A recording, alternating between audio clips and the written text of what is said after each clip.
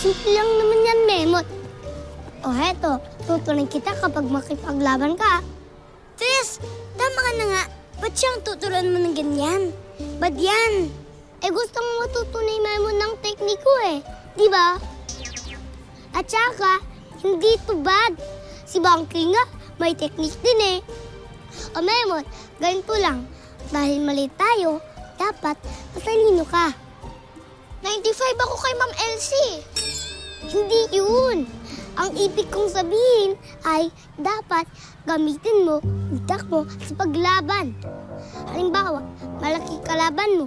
Ang una mong alamin ay kung paano siya mawala sa focus. Focus! Focus, kapag yun lang iniisip mo, Focus yun!